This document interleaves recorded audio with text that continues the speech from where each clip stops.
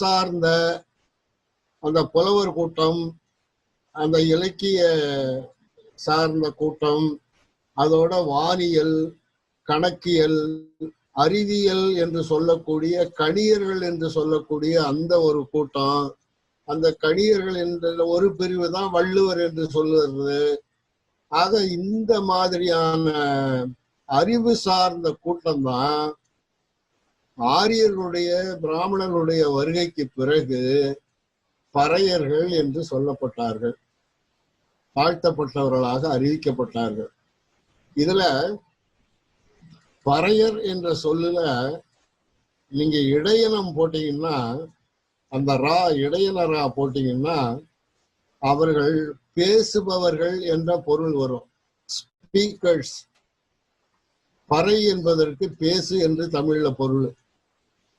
பேசுன்னா அவங்க யாருகிட்ட பேசுறாங்க? மக்கள்கிட்ட பேசுறாங்க.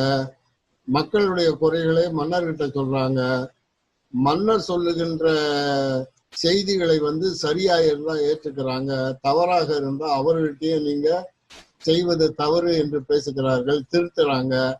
இப்படி இந்த அறிவு சார்ந்த கூட்டத்துல ஒரு பிரிவினரை தான் அந்தணர் என்று நம்முடைய இலக்கியங்கள் சொல்லுது. இப்போ பறையர் என்ற சொல்லுல வல்லினம் போடும்போது அது பாணர்களை குறிக்குது. ஆகவே இந்த பறை என்பதற்கு ஒலி என்று பொருள். வல்லினம் போட்டா ஒலி, இடையினம் போட்டா பேசு என்று பொருள். ஆக இந்த மாதிரி ஒரு அறிவு சார்ந்த கூட்டம் தமிழகத்திலே உருவாகி தமிழருடைய இன்றைக்கு அவர்கள்லாம் இல்லை என்று சொன்னால் தொல்காப்பியத்திலிருந்து, சங்க இலக்கியங்கள்ல பிற்கால இலக்கியங்கள்ல எதுவுமே தமிழுக்கு கிடைச்சிருக்காது.